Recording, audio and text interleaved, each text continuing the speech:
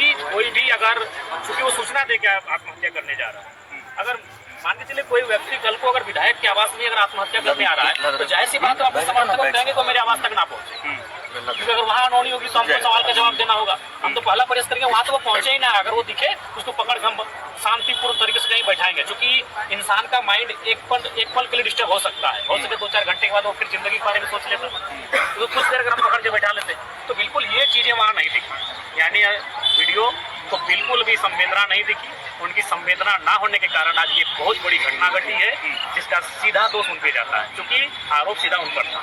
मानसिक प्रताड़ना का आरोप था, उनके साथ और 3 कर्मचारियों पे आरोप था और सीधा उन पे आरोप था। और चूंकि वो कह के आत्महत्या कर रहे हैं कि हम प्रखंड परिसर में ही आत्महत्या करेंगे, तो ऐसी परिस्थिति में उनको वहाँ 2 प्रखंड कार्यालय के 2 सिपाही या फिर 2 स्टाफ को वहाँ डिप्यूट करना चाहिए था कि जैसे ही पंचायत सचिव सुखलाल महतो आएंगे उनको आप अपने कस्टडी में ले लें, या फिर उनको स्थानीय डुमरी थाना प्रभारी को सूचना देना चाहिए था कि अमुक शख्स जैसे आएगा आप उनको गिरफ्त में ले लें।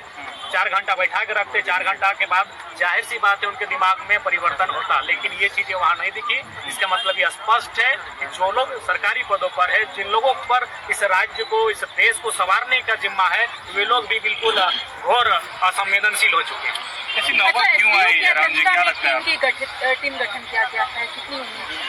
देखिए, निसंदेह आज जिस प्रकार से ये किसी एक ब्लॉक का नहीं है, झारखंड के लगभग हर एक ब्लॉक का विषय है कि आज ब्लॉक में जो है जिस प्रकार की व्यवस्था है। 2 दिन पहले ही आपकी गिरिडीह जिला में एक ब्लॉक में सीधे पथराव ही हुआ था, वीडियो और की गाड़ी पे खूब जोरदार तोड़फोड़ हुआ था, जनता ने ये किया था।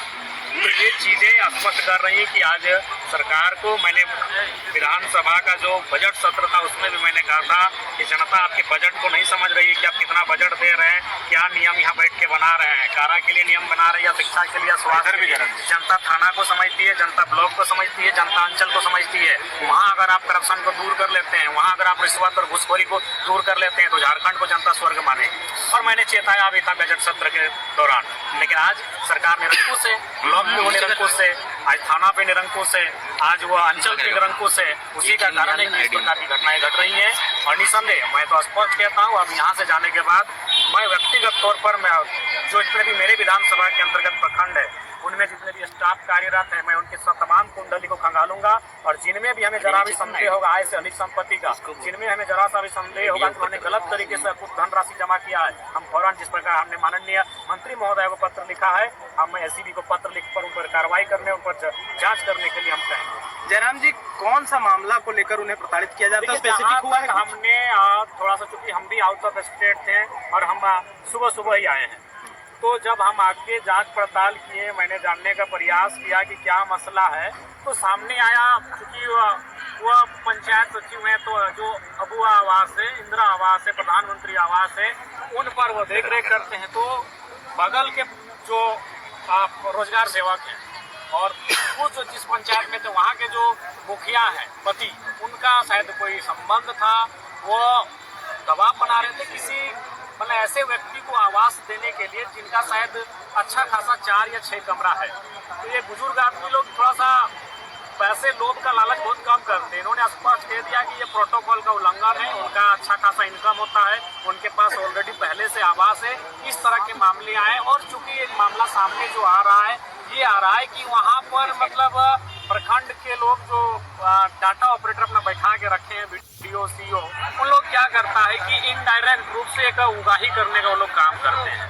तो उसमें इनको शायद प्रेशर बनाया जा रहा था, जैसा हमें सूचना मिली है। उसके बाद हमने तो स्पष्ट भाई जांच करने के लिए विभागीय मंत्री से बात किया है, उनसे टेलीफोनिक भी बात हुई है, उनसे निसंदेह अब देखते हैं, दूध का दूध और पानी का पानी होगा। लेकिन आज कम से कम तांत्रिक मूल्यों को अगर बचा के रखना है तो कम से कम थाना, ब्लॉक, इन पर आम जनता की आस्था बनी रहे, उसके लिए अगर ब्लॉक परिसर में इतनी बड़ी घटना घटी है तो उस पर त्वरित कार्रवाई करनी चाहिए, जांच करनी चाहिए और एक निष्कर्ष पे आना चाहिए। मुख्यमंत्री को भी पत्र लिखेंगे आप? देखेंगे, जब इनसे नहीं होगा तो निसंदेह लिखेंगे, क्योंकि ये ब्लॉक का मामला है, ब्लॉक ग्रामीण विकास का मामला है। तो मैंने ग्रामीण विकास विभाग की जो मंत्री हैं हमारी दीदी दिग्विजय सिंह पांडे जी को, उन्होंने मैंने रात के लगभग 2:30 से 3 बजे के बीच पत्र लिखा है। मैंने रास्ते में ही कि आपने लिखा है कि आंदोलन करूंगा मैं भ्रष्टाचार के खिलाफ, निसंदेह वो हमारा रूट ही है, आंदोलन हमारा रूट ही है। आज लगातार हम लोग आंदोलन में है भी, लेकिन चूंकि अभी हम लोग उस जगह पर है जहाँ हम लोग अपनी कलम की ताकत से भी बात कर सकते हैं। इस लिहाज से हमने अपनी कलम का इस्तेमाल किया है। हमने विभाग के मंत्री को सचिव किया है, मुख्य सचिव और गिरिडीह जिला के उपायुक्त को भी मैंने सूचना दी है। वीडियो के खिलाफ